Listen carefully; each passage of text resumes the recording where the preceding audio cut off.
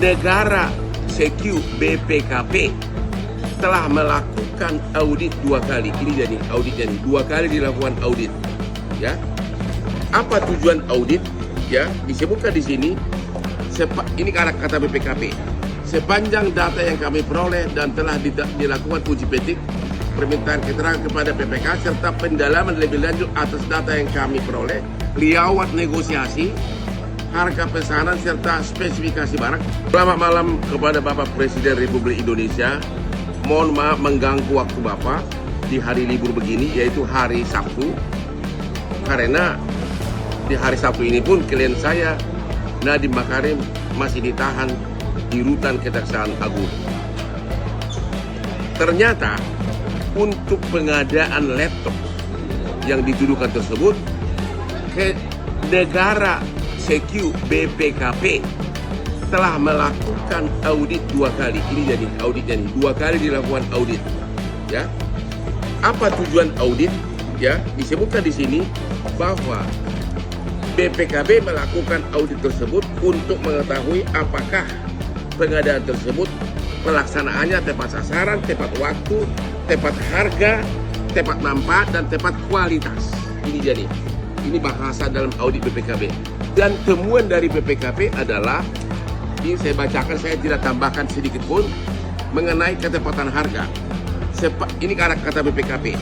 Sepanjang data yang kami peroleh dan telah dilakukan uji petik, permintaan keterangan kepada PPK serta pendalaman lebih lanjut atas data yang kami peroleh, liawat negosiasi, harga pesanan serta spesifikasi barang, kami tidak menemukan adanya hal-hal yang secara signifikan mempengaruhi ketepatan harga.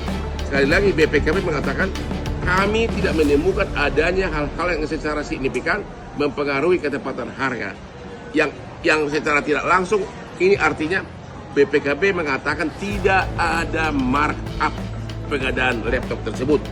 Dan juga disebutkan bahwa sudah 98,38% sekolah mengakui menerima manfaat dari laptop tersebut yang jumlahnya 1.200.000 laptop.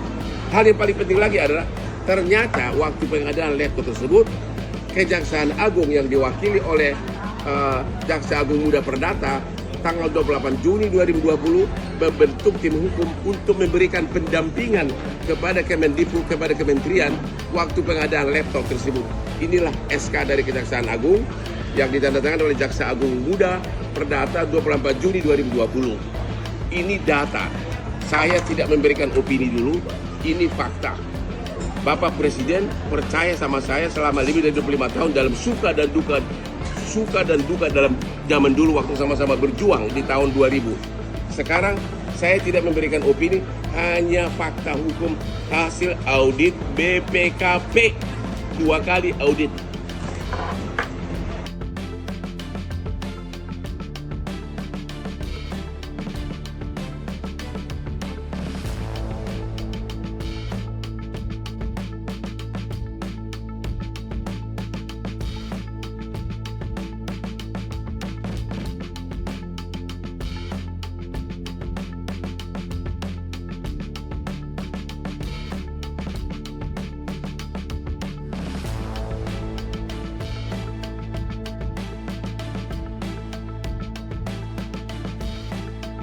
Bapak Prabowo Presiden Republik Indonesia, kalau memang Bapak benar-benar mau menegakkan keadilan, tolong panggil kejaksaan dan panggil saya sebagai kuasa hukum dari Nadiem Makarim,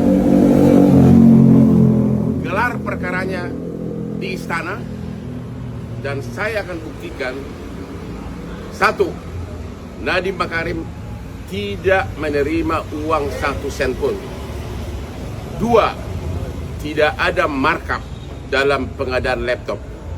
3, tidak ada yang diperkaya. Sekali lagi, saya hanya membutuhkan 10 menit untuk membuktikan itu di depan Bapak Prabowo, Presiden Republik Indonesia, yang pernah jadi klien saya 25 tahun. Seluruh rakyat Indonesia ingin agar benar-benar hukum ditegakkan. Dan inilah saatnya saya akan membuktikan bahwa Nadiem Makarim tidak melakukan tindak pidana korupsi. Tapi kenapa dia ditahan? Kenapa dia ditahan? Tolong perkaranya pertama kali digelar di istana. Salam dari Hotman Paris yang pernah memberikan bantuan hukum kepada Bapak 25 tahun tanpa noda satu titik pun. Terima kasih Bapak Presiden.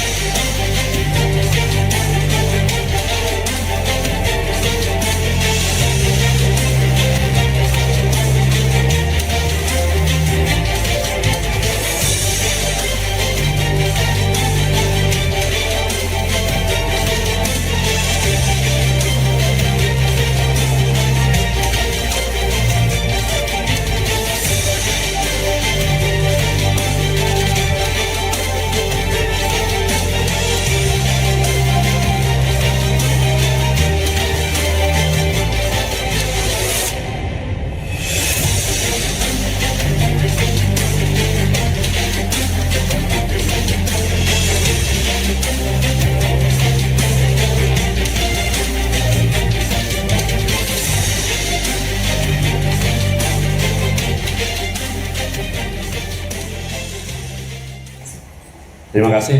Assalamualaikum warahmatullahi wabarakatuh. Waalaikumsalam. Selamat sore, salam sejahtera, Om Swastiastu, Namo Buddhaya, salam kebajikan, salam bahagia, salam rahayu. Yang terhormat Pak Dirdik beserta jajaran Kabid Humas Penkum, dan istimewa rekan-rekan media. Syukur alhamdulillah pada kesempatan sore ini kita dapat melaksanakan konferensi pers. Pada kesempatan sore ini ingin kami sampaikan press release tentang perkembangan penyidikan perkara dugaan tindak pidana korupsi pada Kementerian Pendidikan Budaya Riset Teknologi atau Dikbudristek dalam program digitalisasi pendidikan tahun 2019 sampai dengan tahun 2022. Jadi pada Gedung Bundar sebelumnya telah menetapkan tersangka terhadap 4 tersangka, dan dalam perkembangannya penyidik melakukan pendalaman, pemeriksaan dan pemanggilan terhadap para saksi kurang lebih 120 dan juga 4 ahli.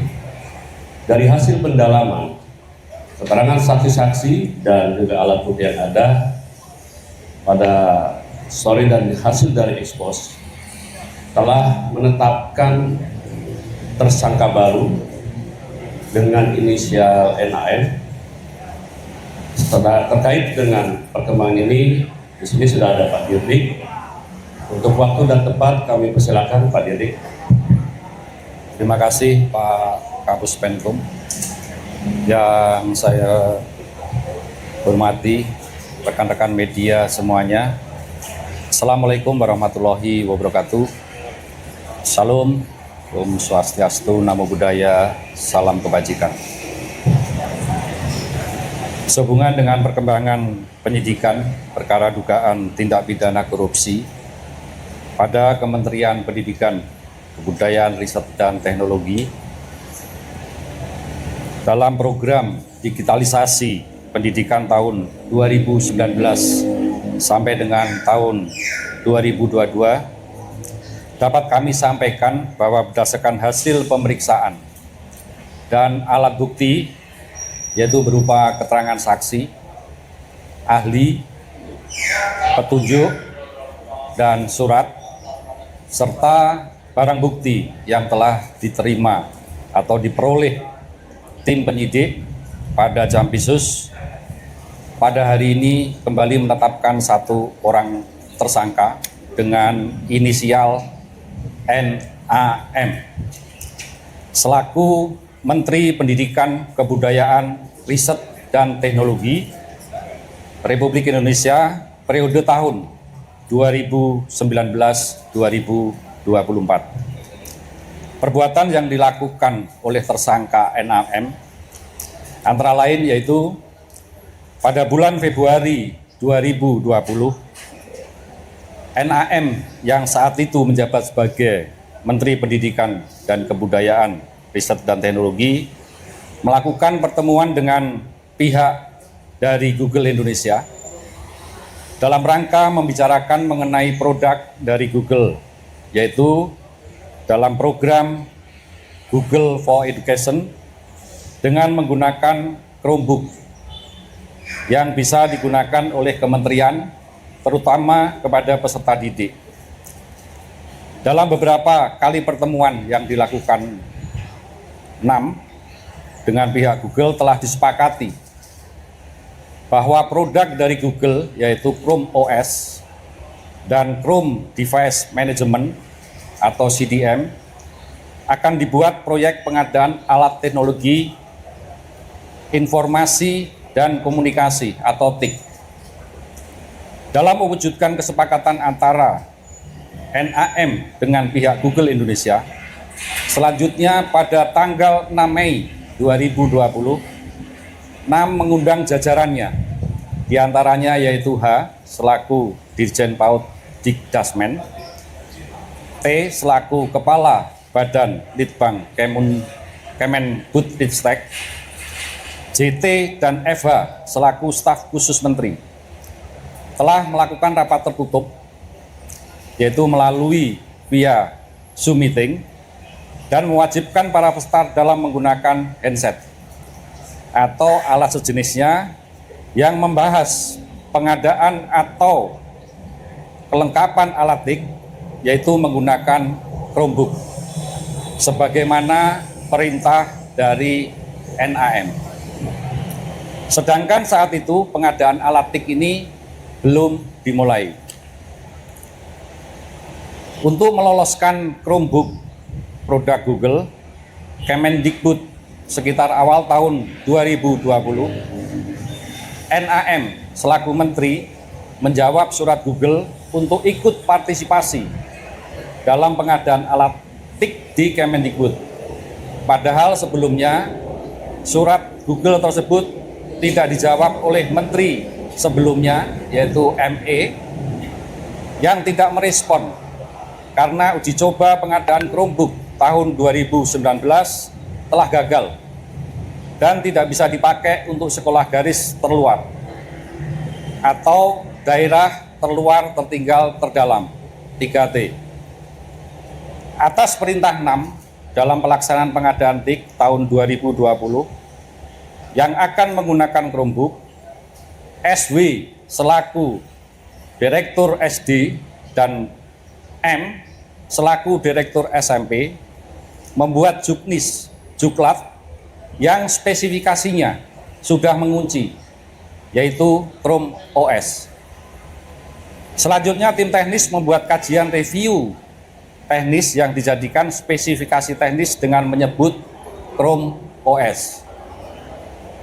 NAM pada bulan Februari 2021 telah menerbitkan Permendikbud nomor 5 tahun 2021 tentang petunjuk operasional dana alokasi khusus fisik reguler bidang pendidikan tahun anggaran 2021 yang dalam lampirannya sudah mengunci spesifikasi Chrome OS.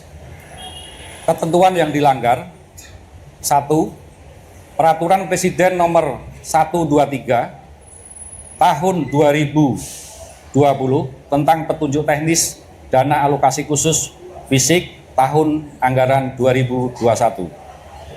Kedua, Peraturan Presiden nomor 16 tahun 2018 sebagaimana telah diubah dengan Peraturan Presiden nomor 12 tahun 2021 tentang pengadaan barang jasa pemerintah.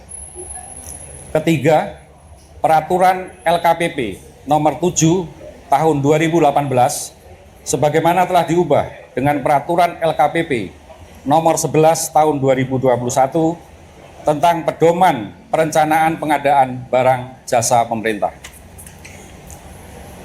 Kerugian keuangan negara yang timbul dari kegiatan pengadaan TIK diperkirakan senilai kurang lebih 1.980 miliar yang saat ini masih dalam penghitungan kerugian keuangan negara oleh BPKP. Pasal yang disangkakan, tersangka 6 disangkakan melanggar pasal 2 ayat 1 atau pasal 3 Yunto pasal 18 Undang-Undang Nomor 31 Tahun 1999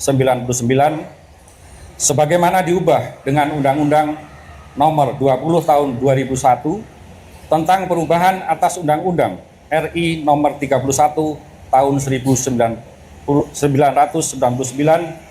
tentang pemberantasan tindak pidana korupsi Yunto pasal 55 ayat 1 ke 1 KUHP. Untuk kepentingan penyidikan, tersangka NAM akan dilakukan penahanan di rutan selama 20 hari ke depan sejak hari ini tanggal 4 September 2025 bertempat di Rutan Salimba Cabang Kejaksaan Negeri Jakarta Selatan. Demikian yang dapat kami sampaikan. Saya akhiri, wassalamualaikum warahmatullahi wabarakatuh. Shalom, Om Santi, Santi, Santi Om. Demikian rekan-rekan, saya rasa sudah cukup lugas dan komprehensif apa yang disampaikan oleh Pak Dirdik ya. Kami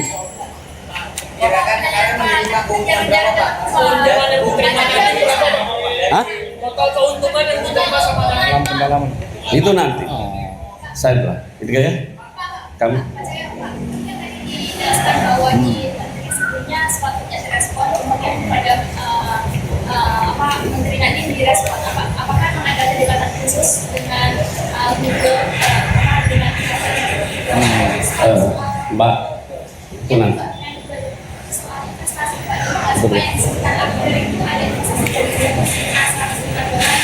dan di mana peran Google sejauh ini dari seputar kerjasama.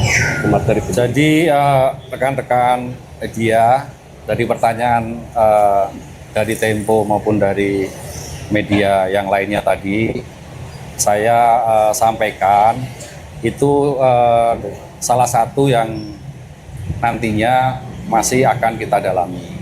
Ya, tentunya hal-hal terkait dengan penyidikan ini belum dapat kami sampaikan secara utuh karena masih dalam kerangka untuk keperluan penyidikan. Sekian, terima kasih. Demikian ya. Makasih ya. Udah.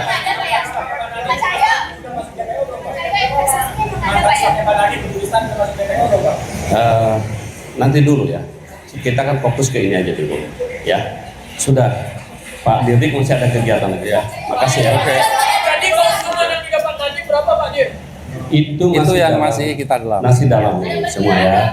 Ada perkiraan Jangan dikira-kira. Tunggu. Ini masih. Investasinya dari Google-nya emang ada Pak ya? ada di situ apa Pak? Udah. Ada di situ apa Pak? Gimana? Penyitaan. Yang pasti kita lakukan penyitaan sudah, yaitu dalam tadi sudah saya sampaikan, tentunya yang terkait dengan penyidikan ini, surat, dokumen, ya terkait dengan pengadaan di Kemendikbud ini. Ya, sudah. Baik. Teman-teman, kan nanti itu masih didalami nanti pembagian ya. Oke? Saya cukup sekian ya. Udah ya. Mohon kerjasamanya, ini masih dalam tahap penyidikan. Biarkan penyidik mendalami lebih dalam lagi ya. Makasih. Wabillahi taufiq wal hidayah. Wassalamualaikum warahmatullahi wabarakatuh. Waalaikumsalam.